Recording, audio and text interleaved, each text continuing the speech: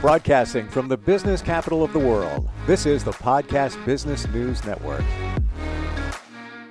Oh, welcome back, everybody. We're going to talk about something that this comes up in conversations, I think, among many. And there's a lot of misinformation out there about it. I am talking about personality disorders, specifically, let's say narcissism, things like that. What does it all mean? How do you deal with some of these different personalities? What if you think you are one of them? So much to talk about today. She is somebody that supports many with her team. And I am talking about the New Beginnings Center up in Massachusetts. They work with many different people, cutting edge, as I come to learn. I'm in New York. I wish I was in Massachusetts to get the kind of service they have going up there. She's our diamond of the decade. Sherri and Alexandrovich joins us once again on the program. How are you doing today? How are you doing today? Very well, very well. And I see from the video screen, we have your dog joining us today, and that's just so wonderful. Yes, Miss Lily.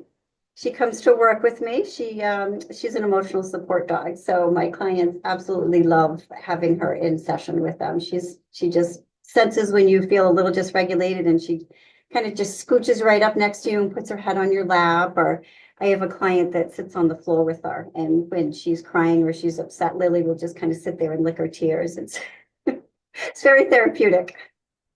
And the more and more life goes on, I realize that just animals, specifically dogs, are just so supportive. And like, back when you were growing up, you always hear, dog is man's best friend. Never even considered that. Just thought it was just a phrase. Yes, the dog is, Right.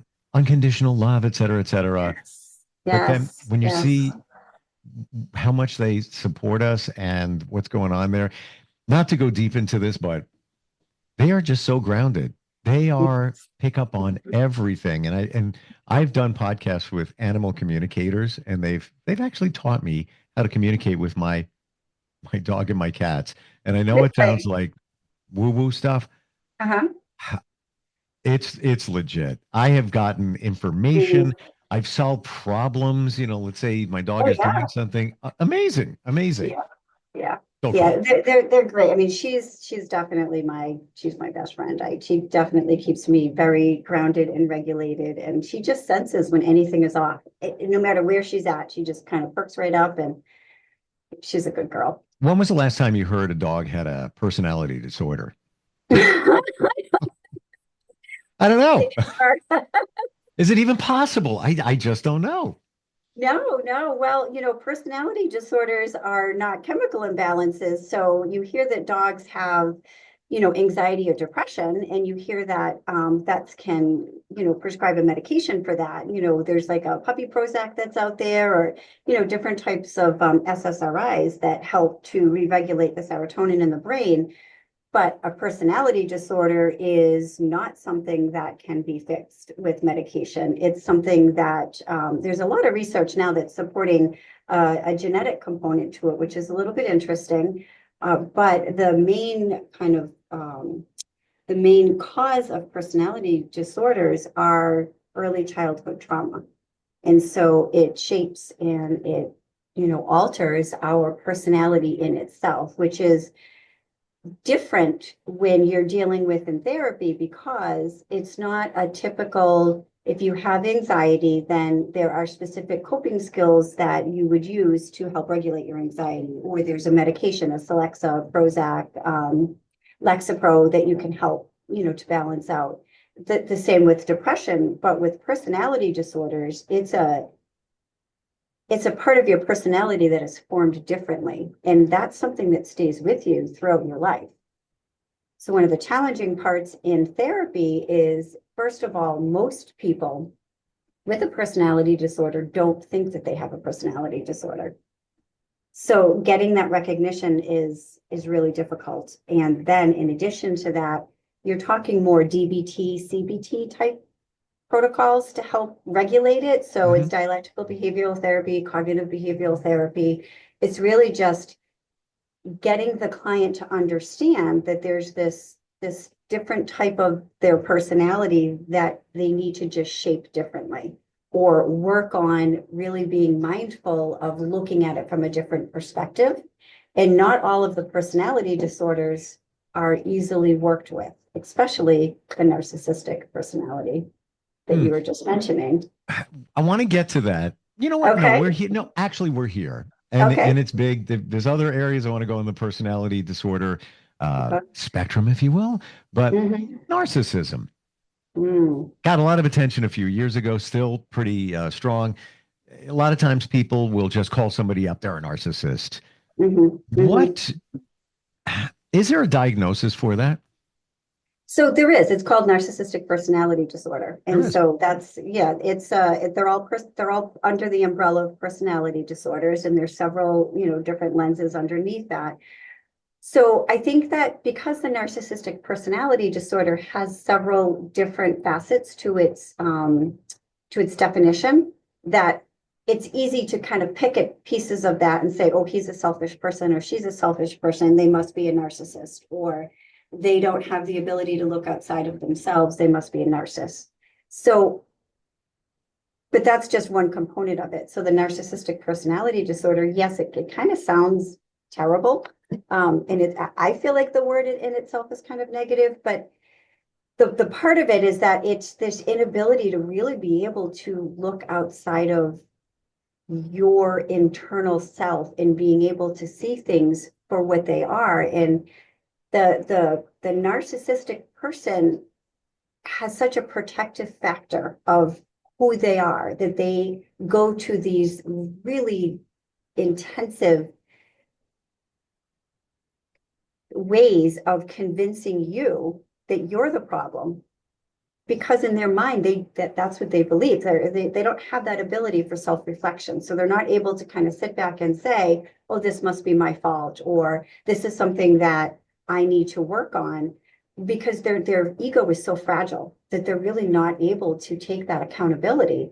And when you look at a personality disorder and what really is underneath it, it's really this like fragmented, really fragile sense of self that is almost too painful or too much for that person to really be able to look at and identify. And then it just kind of, as you grow, it morphs into all of these different really negative maladaptive strategies. And that's what makes the adult, we don't diagnose personality disorders until you're an adult, because your personality is still forming up, throughout adolescence and shaping. And so that's one of the really important reasons why trauma work as a child is so important, because you really want to help them to work through some of these things so that they don't acquire these maladaptive strategies that just continue to get worse as they get older, or continue to have the inability to look at things from different lenses or different perspectives as they get older. Is it essentially deflection? A narcissist, they just keep pushing it away from them, push it away from them. They do. Mm. I don't know if you've ever had any personal experience with narcissists, but they are so they're hard to diagnose because they are so convincing, and they really, Mm. so I'm just trying to find a good way to describe this. They have become the version of themselves that they have created, which is not the version that everybody else sees. It's not a reflection of reality. So for them, they really, like, I don't know if you've ever had a conversation or an argument with somebody who is a true narcissistic personality, but by the time you're done with that conversation, you believe what they're saying, because it's like they're just so convincing on what their perspective is or what their point is. And by the time you're done running circles around that conversation, you walk away going, no, you were right. And then you're like, wait a minute, that just doesn't even make any sense, because but by that point, you're already done with the conversation. And this person over here is like, yeah, that's right, because they live that reality. And I know a couple weeks in a row we've talked about self-deception, and that's a topic that's super curious for me to always be looking at, because our mind is so powerful, and there are individuals out there who genuinely convince themselves of a reality. It doesn't matter that you were in the same place looking at the same thing, and you know that there's 5 people saying, no, the sky was really blue that day, and this person is like, no, that sky is black, that's it, we're not, and that's the end of it. They're not going to, you could show them the picture of the blue sky and they're like, nope, sky's still black. And that's their self-deception. And when you're trying to work through that, it's really hard because you're met with a lot of resistance because their ego's so fragile on the inside. Hmm. I've often heard that the best way to deal with a narcissist is facts, because it's hard to deny facts. Although now I wonder, based on what you're saying, if they can take the facts and move them around. You can, yes. For them, it's well, I have to tell you, I've not really ever had the experience where I've been able to present a fact to somebody who has been able to say, no, you're right. That is a possibility that could have been the truth. And I've been doing this for a really long time. So I think the best that we can do when we're dealing with people with a narcissistic personality is sometimes to present things from a different perspective with the hope that they're going to gravitate onto that, because if they can then create that into a reality that makes sense for them, then you can get them to buy into it. Does Wow. that make sense? Is it one of the hardest situations to, when you're on the other side of the narcissist, to deal with out of all the personality disorders? Mm. Mhm. Yeah. I feel like narcissist is the most challenging because it has there's so many components to it. It's a little bit different than than somebody who's borderline, or the different types of personality disorders. The narcissist there's a really mean, negative, controlling piece to that is so manipulative and so challenging to have a conversation or to get somebody to see it from a different perspective. Mm. Anybody who has ever left a narcissistic relationship will tell you that, it is just abusive on so many levels. It's emotional abuse, it's verbal abuse. You know, so by the time your people have been able to leave a relationship, they're so burnt out and so tired and so broken that it's really, you walk away from the relationship and you're thinking, I don't even know it was like you just went through a tornado and you don't even really know what happened when you got to the other side. Wow. It kind of makes you think, like, now I'm thinking back to my connections, and were they, Mhm. was that a narcissist? Are there different levels?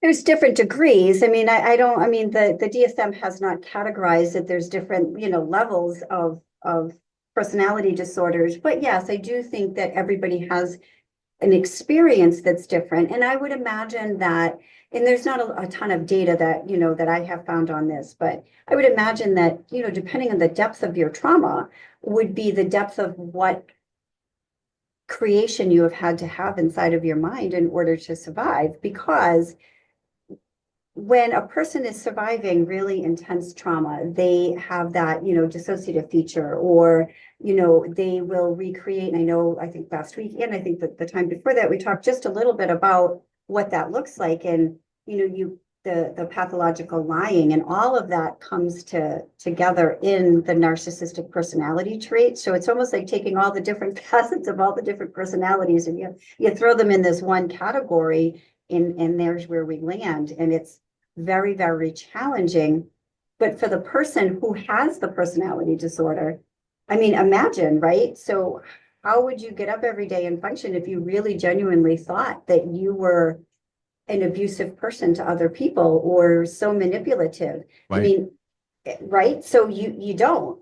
So I think a lot of people don't look at it from that perspective, because you're the receiver of it, and it's really hard to take a step back and say, wow, that person is really suffering, or well, that person really had to have had a pretty traumatic past in order to have developed this level of, manipulation or lying or, verbally, emotionally abusive. They had to adapt and acquire skills that help them to survive. How do you do that? you have to create different parts of yourself that make sense, that you can look at yourself in the mirror and think, you're okay. When you use the word parts, and I want to pivot to other personality disorders in a moment, but I've heard we have many parts to our personality. That doesn't mean we have multiple personalities, if you will. Correct. Is this all true? Yes. It is true. So multiple personalities is a splitting of your brain. You split into different pieces, and that's a result of trauma. So you've had some really significant trauma that your brain has had to form these different personalities to be able to survive. My mother, for instance, she was multiple personality disorder.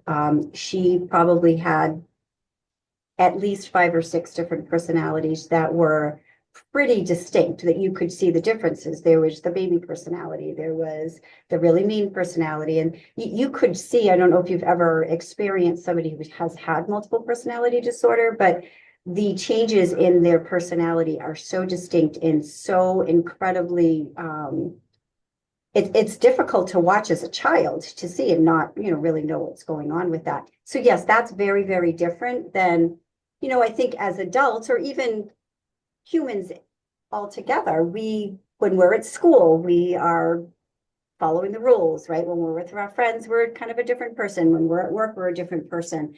That's very different than having a personality disorder. But those are very different things. I think that, when you're out in public, you present differently, but that doesn't mean that you're a different version of yourself. Does that explain Yeah. it? And what I get the visual from the trauma that we may have gone through, it's almost as if you dropped a vase, a piece of china, Yep. Yes. Yep. and it hit the floor, and that's a trauma, and it shattered. Now there's different pieces, parts that came off of it. It's still the same person.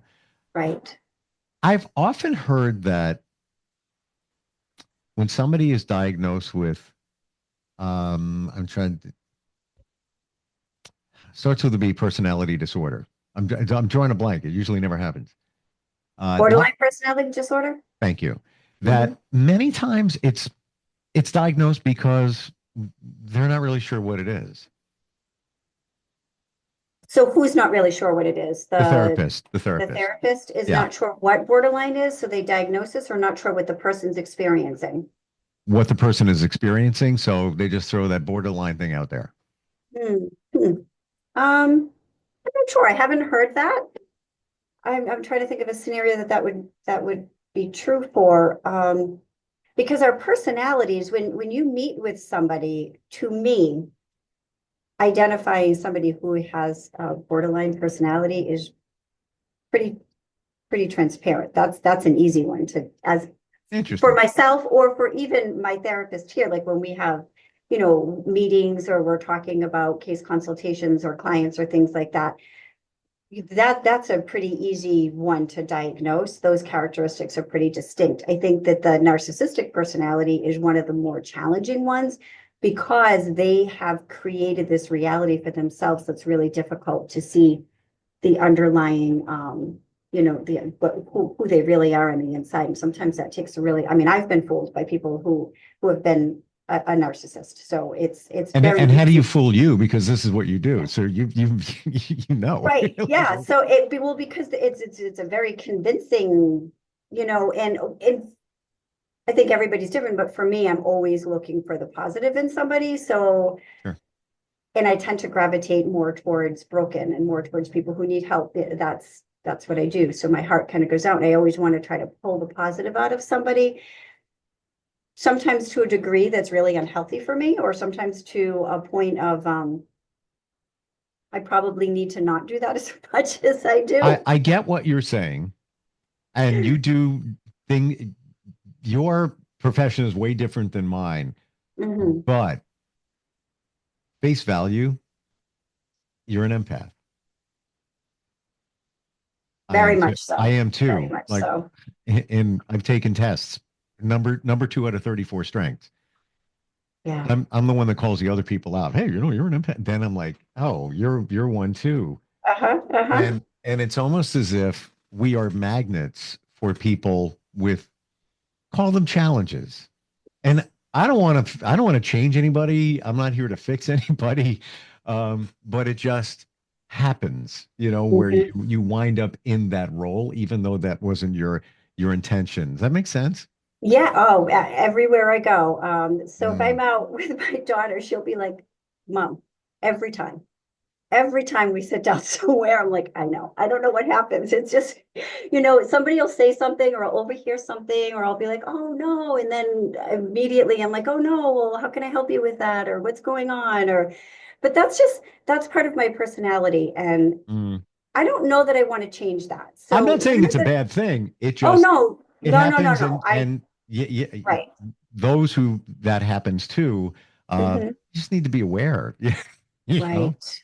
Well, because I think that for me personally speaking, I need to set better boundaries and I do a bad Yeah. job at that. And so for me, I will give you everything until there literally is nothing left and Mm. I'm in a negative or a Yep. deficit. And so then it's really hard to climb back out of that. And so one of the things that even in my own therapy that I work on a lot is my therapist is always saying, don't let that whatever that was change who you are or because you get where your days you're like, oh my God, I don't have anything left to give, I'm depleted. And I have 48 employees at the clinic and I have an 11-year-old that I've adopted at home and I've got the dog and I've got a house. And so there just have been, a variety of Yep. different personal relationships for me that have been really draining. And there are days you want to just be like, nope, I'm checking out, not today, can't do that today. And You you have to don't, get to that point. You have to get to that point.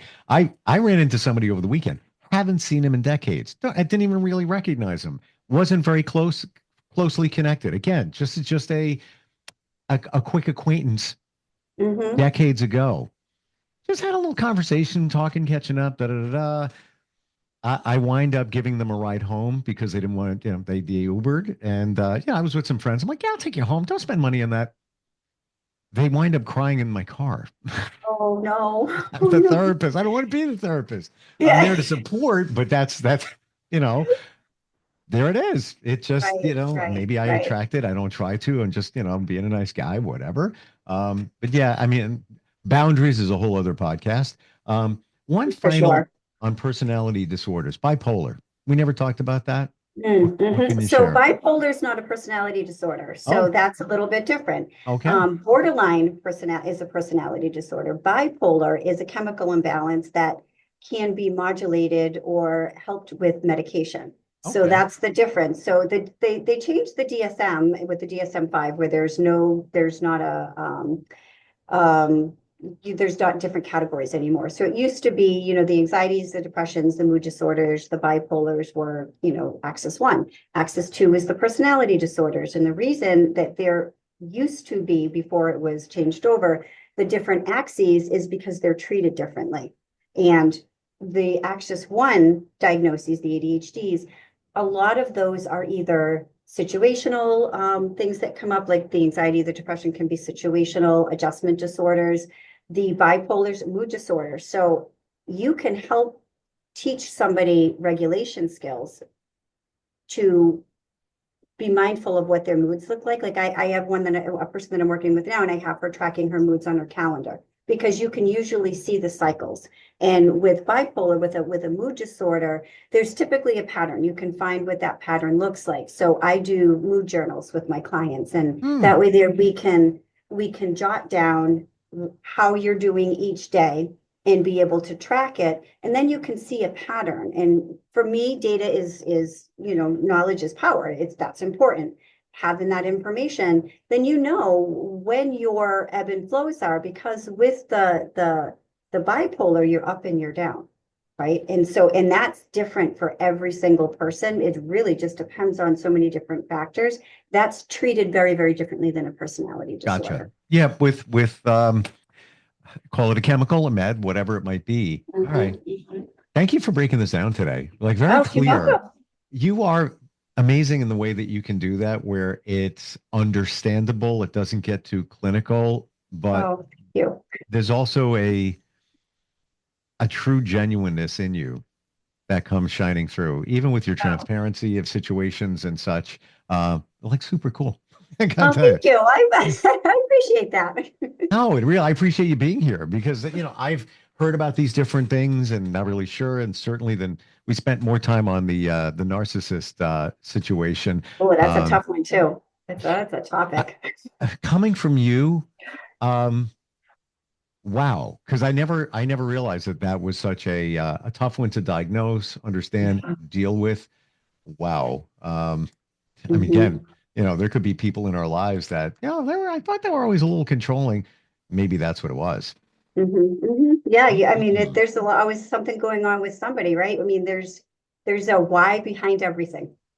And by the way, just got to say, we all have stuff going on. We're not singling anybody out. This is No, just every one of us does. every one Absolutely. of us. As I've adopted these two words, we are beautifully Hmm. broken. It's all right. We got Yes. stuff going on. Once we start admitting that, yeah, we're not perfect. We got some things going on there. And then you work on them, whatever it takes. Right. It's what we do with it. So, I mean, I have just made sense of my journey and my trauma and what I've experienced as I wouldn't be the person that I am today without it. I wouldn't have the level of understanding or Yep. empathy or drive or perseverance. Sure. And so, I mean, education is one thing, right? It's great. Obviously, you need to have an education to be in this field. But for me, it's the ability to really genuinely understand what another person is going through because either I've experienced for myself or somebody that's been close to me has experienced it. So I just think that our our history, we'll call it, really shows tremendously in how we deal with other people in a good or a bad way. It's all With about the choices. final question, very curious. Yes. Your experience with all of this, your personal journey, do you find that you discover new things about yourself every All the so time. often? What All the could be time. just a little breadcrumb, could be, oh my gosh, a big thing.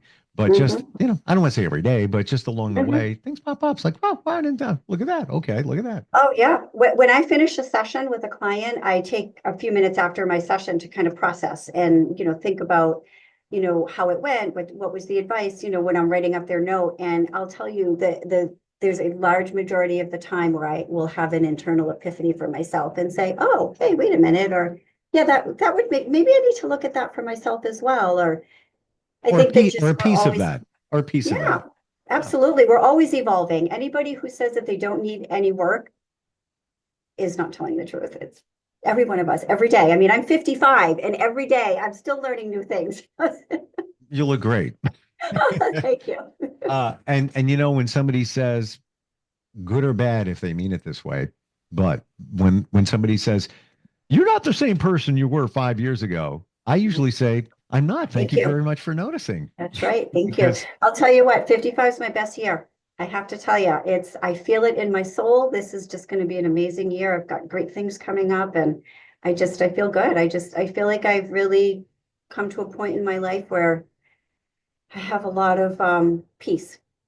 well, if you subscribe to astrology, you're Hmm. about to enter your second Saturn return, which means there's big changes coming. There's what we're talking about, the epiphanies, discovery, all of that. Google it. Google it. It typically takes place around 28. And then typically, I'm not an astrologer. I've just Hmm. done podcasts on this. And typically in the upper 50s, mid to upper 50s, right around there. Okay, There's, interesting. I do tarot cards and I do oracle readings for oh, myself. I've been playing around with it this past year, so I'll definitely me look too. into that. We are the same person. What is going on That's so here? great. I bought a set of angel cards, which is kind of a dumbed down version of Oracle cards. Okay. Kyle Gray is the guy behind them, and he's Uh-huh. pretty big with cards and everything. And I do, I pull three cards, have a question. Let me see where we go with Yep, that. It's just I find it fun, interesting, all of it, absolutely. Yeah, and all the of it. tarot cards are a little bit different than the oracle cards, and they Yeah. have some really fun stuff. You should look into that. Mm.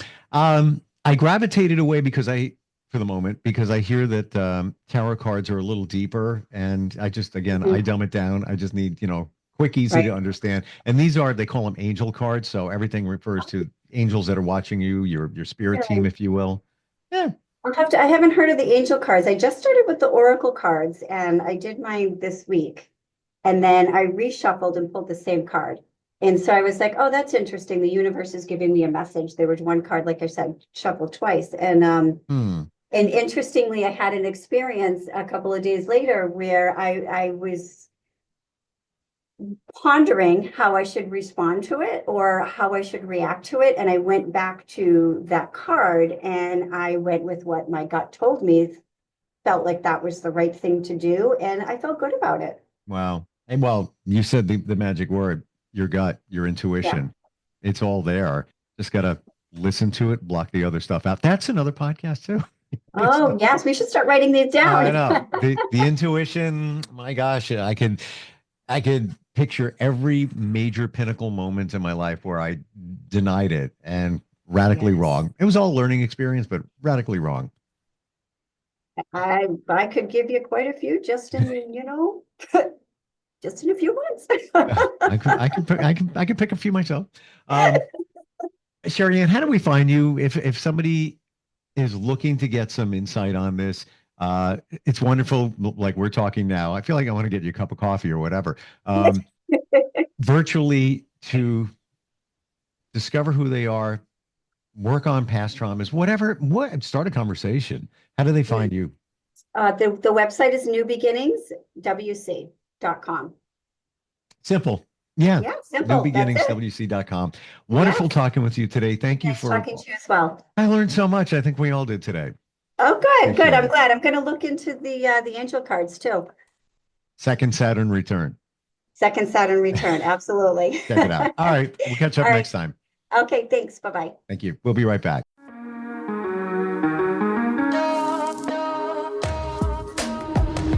Broadcasting from the business capital of the world, this is the Podcast Business News Network.